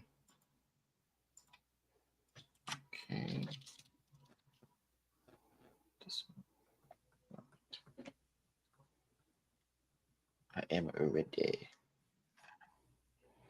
Yeah. Brian, you ready? Yep. And here we go. 1, 2, and 3. Okay. Hope I got this Okay. right. Does that count? Oh, wow. Okay. Yeah, the shield counts. That definitely Good. counts. Okay. Okay. I'll go first. Damage control. The reason why you don't see a lot of the women actions is because they generally don't work. They generally don't have a lot of staying power. This one started off in July 30th, 2022 at SummerSlam with the reappearance of Bayley, who then introduced Dakota Kai and the renamed Io Sky, who was known in NXT as Io Shirai. Now, they are still going on to the present. Asuka is hospitalized. To wish her the best. So right now they're just a tag team. But for a while, these group of ladies again ran roughshod. They had the WWE Women's Tag Team Champions with Dakota Kai and Io. They then added in. Io won Money in the Bank, cashed in, became the WWE Women's Champion. They then added Kairi Sane. They added Asuka. They were so dominant as a group that they got drafted as a group to Monday Night Raw to booster that women's division over there. It hasn't happened yet, but it eventually will. So, again, multiple titles. You had the Kabuki Warriors, and I just think you get 3 badass Japanese female wrestlers in the ring. Something exciting is going to happen. All right, Mr. Ryan, D-Generation X. D-Generation X. All right, that was a bit much.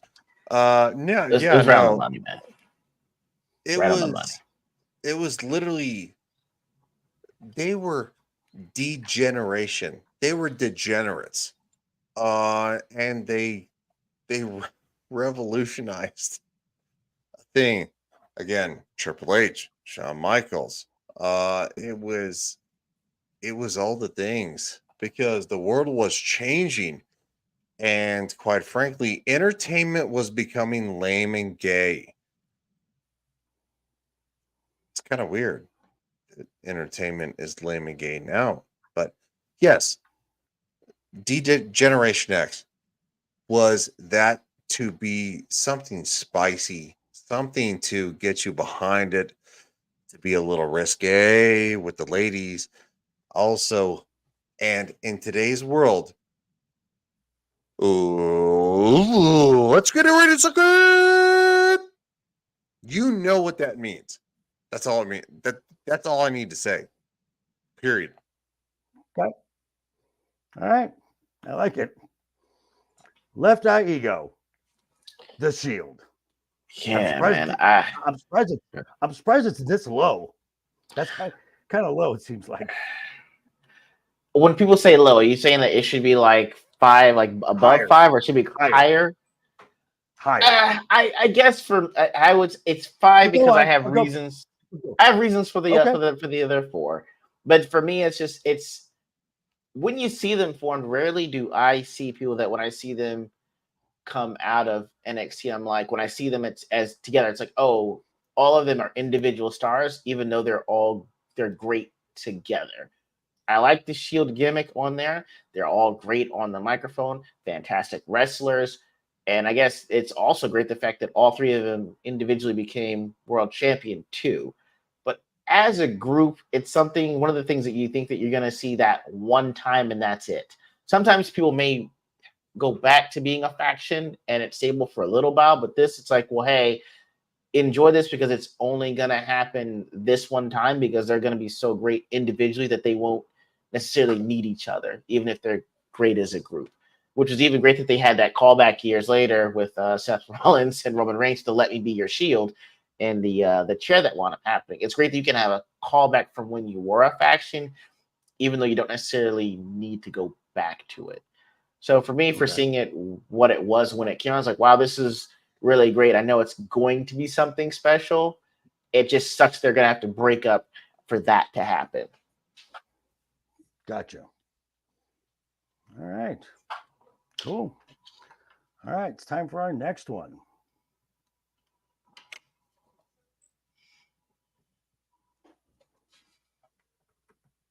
Oh, that's you, Ryan. Or wait, next one we're writing up. Wow, I'm tripping. Yes. Yeah, what are you I was talking about, last. dude? I'm like, duh. What's he doing? You should be going to the next one, man. I was like, yeah, I was. All right. I'm dumb.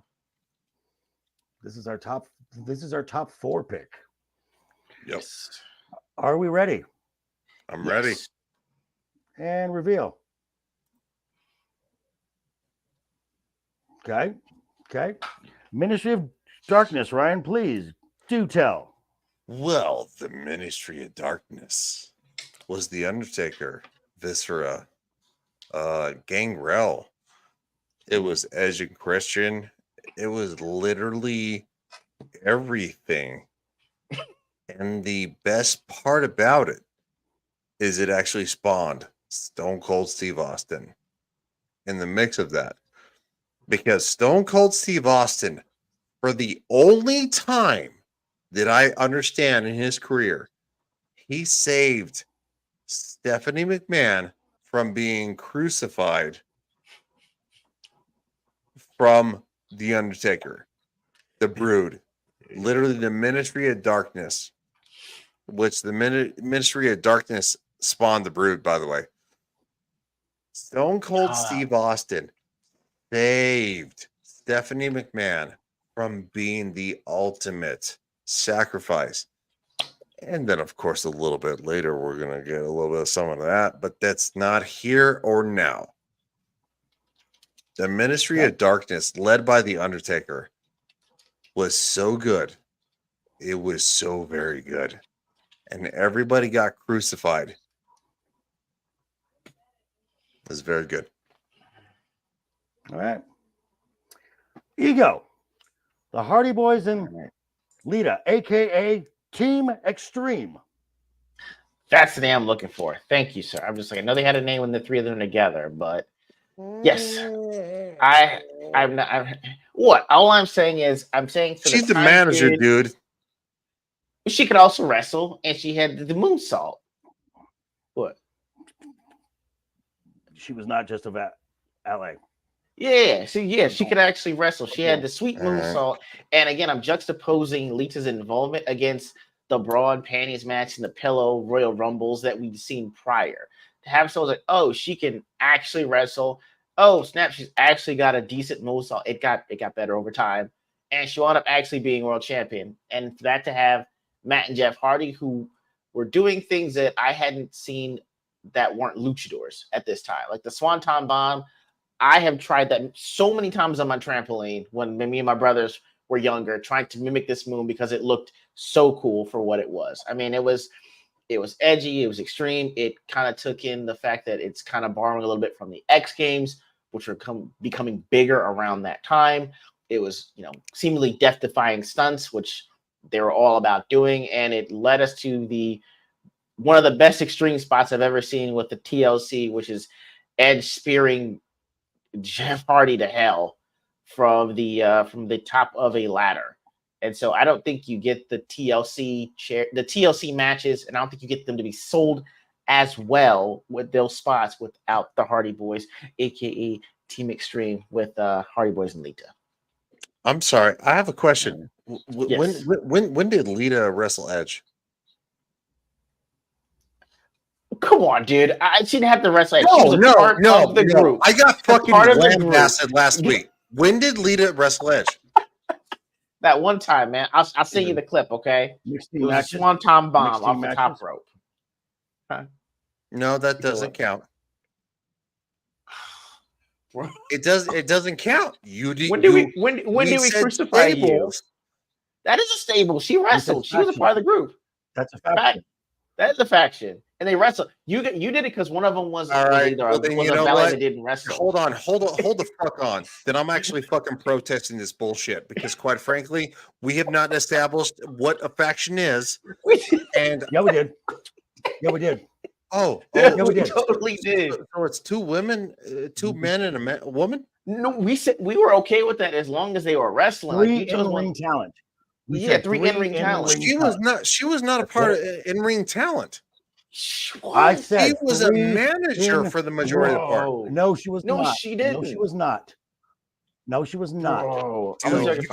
You fuckers are literally pissing me off because, quite frankly, you're like going, "Oh, The Rock, no, not that." But like Lita, like going all day. We talked about The Rock earlier, dude. And anyway, my turn. The Judgment Day started in April of 2022. This was supposed to be Edge's spooky supernatural group. They were going to have dark mystical powers, and it started with Edge and Damian Priest. A month later, they added Rhea Ripley. Now, then, unfortunately for Edge, this was not going over. The fans were starting to boo them. They needed a pivot. They brought in Finn Balor and excommunicated Edge. They kept the gothic aesthetic, but implied more street thug intimidation tactics. Since then, they have added Dominic Mysterio, and when they added Dominic with Finn, Damian, Rhea, and Dominic, they were the second faction to have championships across all three brands. Damian Priest and Finn Balor had the unified tag team championships for SmackDown and Raw. Rhea Ripley had the Women's World Championship, and Dominic Mysterio had the NXT North American Championship.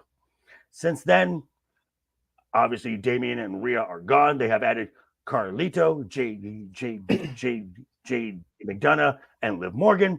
They still have Tag Team Championship Gold and Women's World Championship Gold.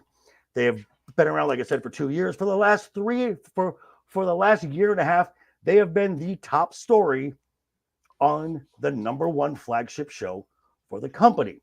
You don't get to the top story build where you're having 3 to 5 segments per Raw, unless you're a pretty good faction.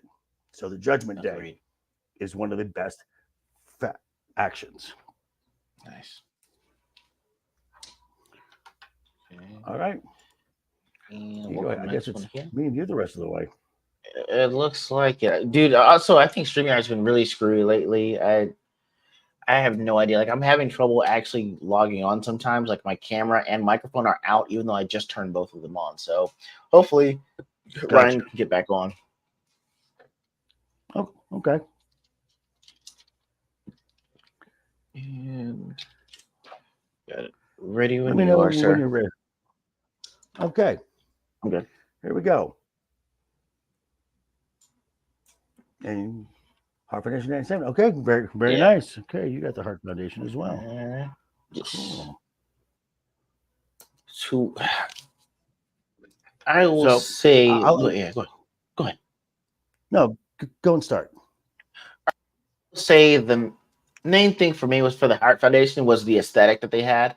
I mean, you had Nation Domination, you had Ministry of Darkness, you had all these other factions going on, but none of them looked like thoroughbreds, like an actual wrestling stable. Like, hey, we pump out wrestling thoroughbreds and we're the Heart Foundation. It sounded more like an actual wrestling school that people come out of than a stable, but it fit the aesthetic, especially with the pick in black was phenomenal. It was fantastic with having Bret Hart in the mic. Big British Bulldog was in there at one point. Owen Hart was fantastic in the ring. I mean, they had so much going for them. It worked really well. They could talk their crap and they could actually back it up in ring. The excellence of execution was what Bret Hart would say, and he lived up to it. And they were going to be thoroughbreds. They were going to say that they were better than you, and then in the ring they would prove how much more technically sound and better than you that they were.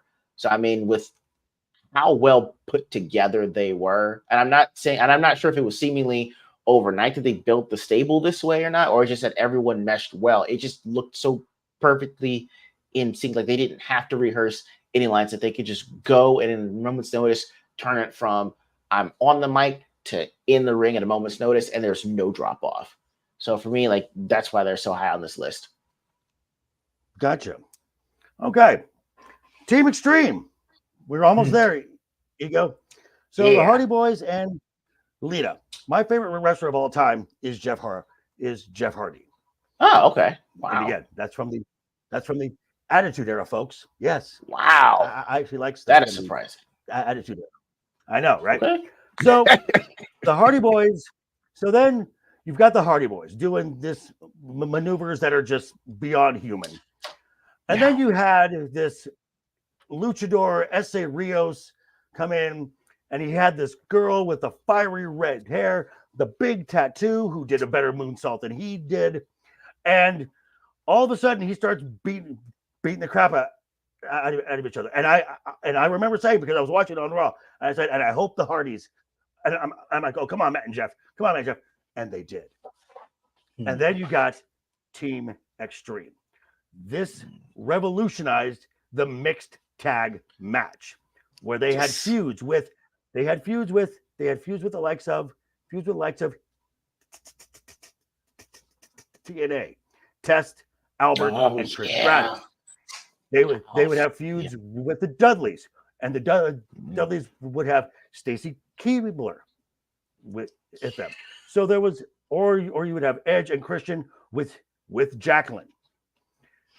This revolutionized the intergender matchup, and she played a small but a significant part in that. My favorite match of all time, also from the Attitude Era, TLC 2 from WrestleMania 17. Also, this group here, when Lita had won the women's championship multiple times. Hardy Boys were also tag team champions. This faction dripped with gold. It wasn't for very long reigns, but they had gold at multiple times. So again, a lot of fun. Loved this group, and definitely part of at least one of my favorite actions. Nice. All right. We have our number 2, I guess. Yep. This now. All right, cool.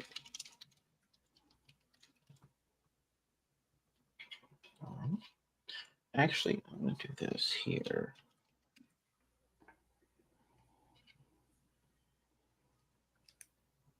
Okay. All right, ready when you are. All righty. And reveal.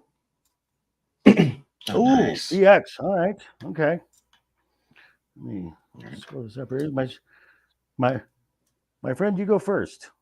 All right. So, like the way I said that the Heart Foundation was a thoroughbred, DX was a gang.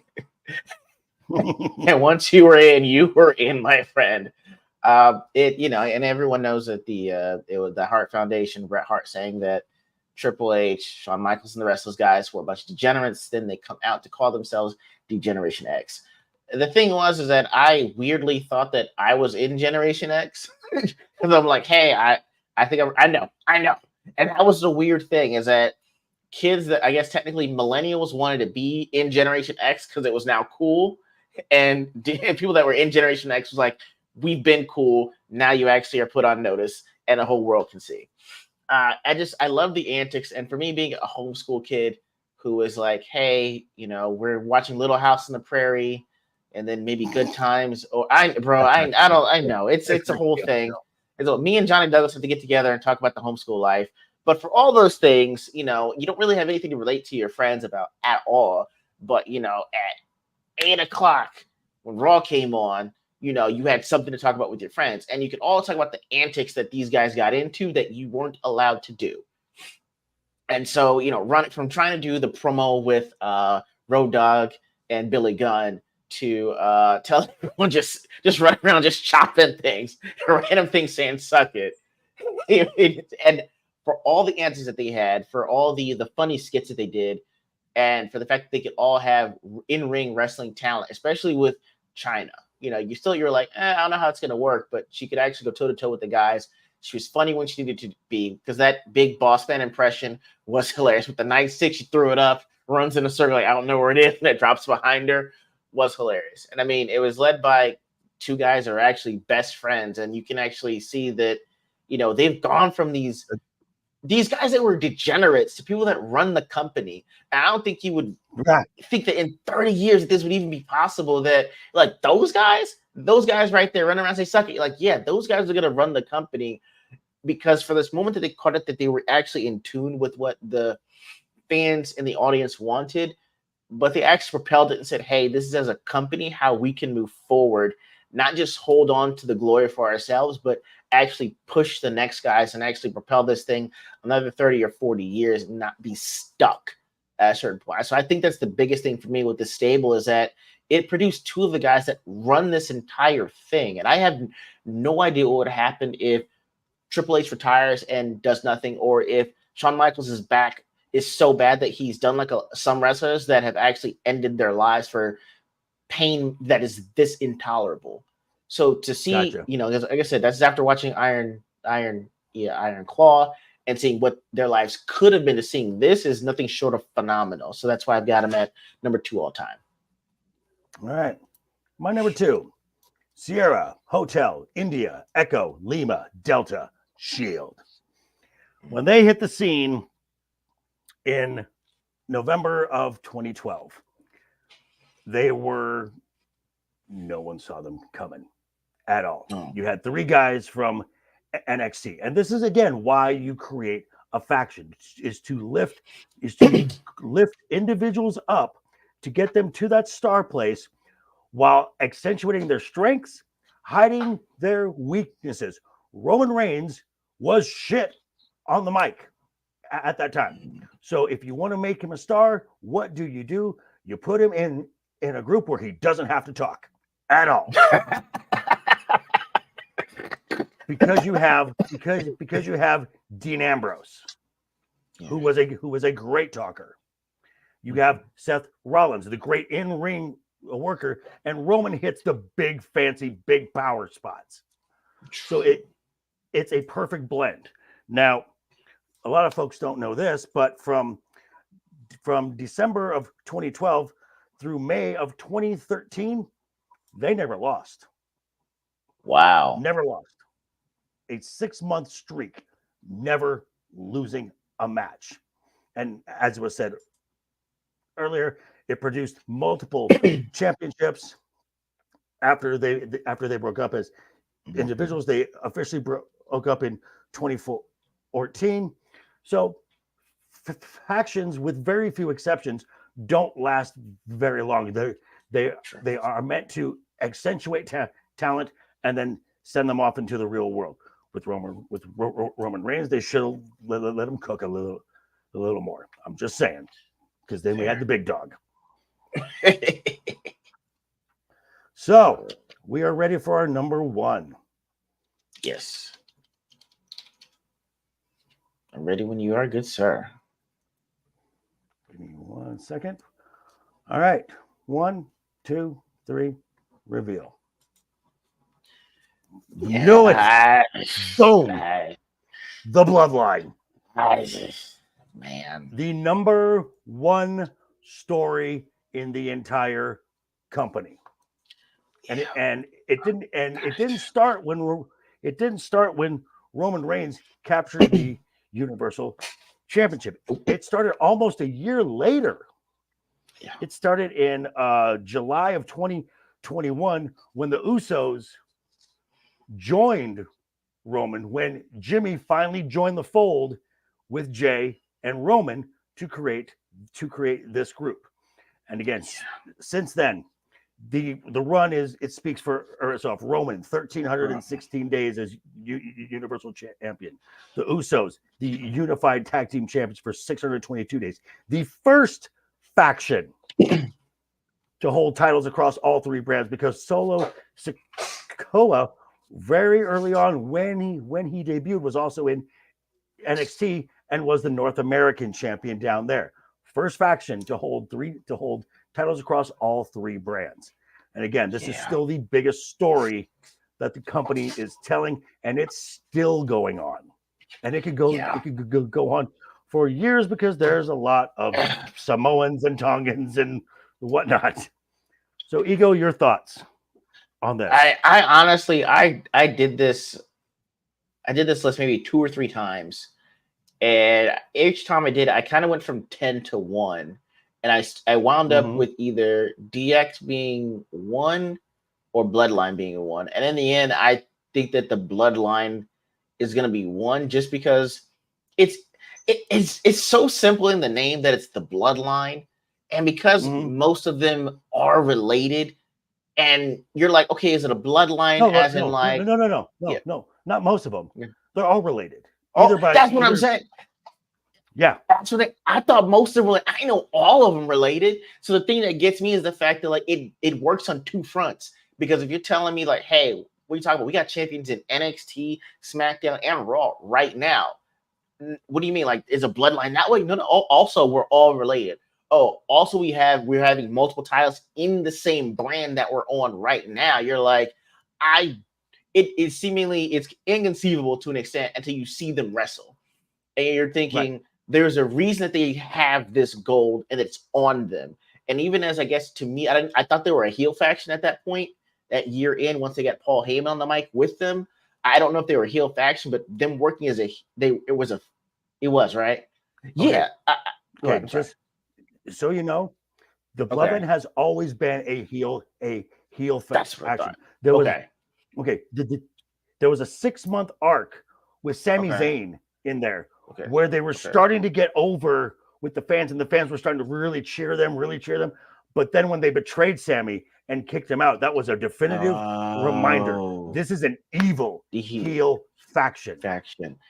Okay. And really what makes this work, it's family drama. I mean, you talk about, some of the best TV shows, Sopranos, Game of Thrones, it's families and the drama within those families. And that's the thing is that. So when you have an actual family, bro, in the mix here. And the thing is that for me looking at it, when people would say like, yo, Roman's had that belt for over 3.5 years, like, why does he? And then I was like, oh my God, I see why. And the thing for me is, I don't think Cody stayed at AEW, I still think Roman Reigns would be champ. I don't see where his reign would actually end. And because the name is so simple, but yet implies generations, you can have the bloodline for at least 2 decades, if not more. Yeah. It is astounding.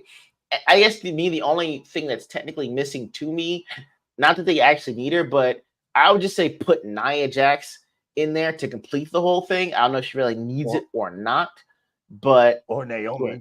Or Naomi because she's married to Jim, right? Jim Uso, right?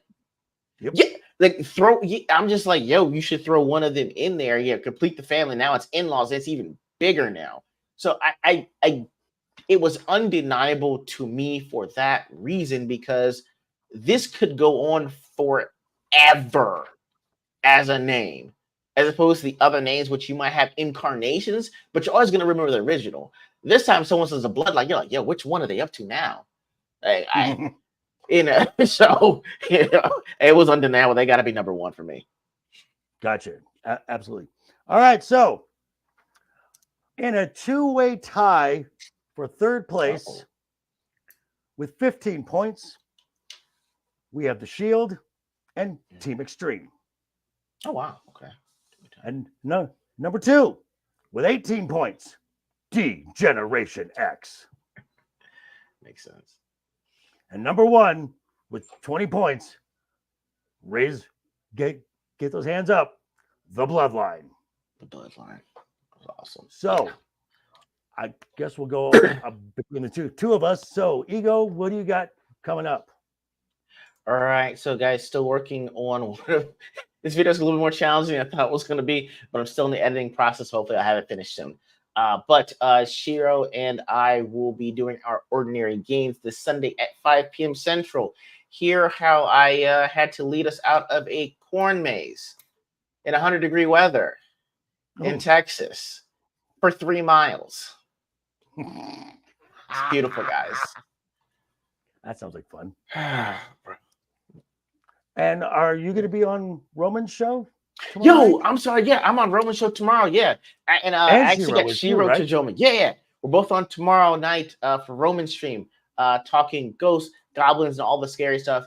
Guys, if you've never been introduced to my channel, me and Shiro love reviewing horror movies. So the minute Roman said, "Do you want to?" I said, "Stop right there. We're in." Yes. So I'm excited about that tomorrow at 7 p.m. Central. Thank you for reminding me. I'm bad. That's right. So you can catch me tomorrow, 7 p.m. at 5 p.m. Pacific time with Roman of the Empire, with this guy, his lovely wife, and that cast of crazy people over there.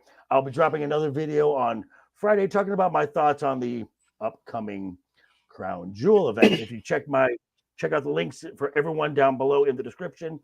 And thanks for stopping by, folks. If Ryan, if you're back there, do you want to say anything? Do that. Okay. I don't know if he got disconnected, man. I have no idea. The stream's still going.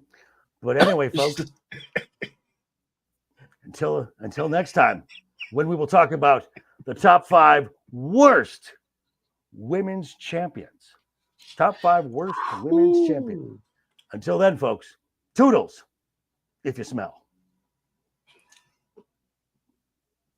If you smell what the law is cooking. The following contest is scheduled for 1 fall. On the way to the ring, from Miami, Florida, weighing 275 pounds,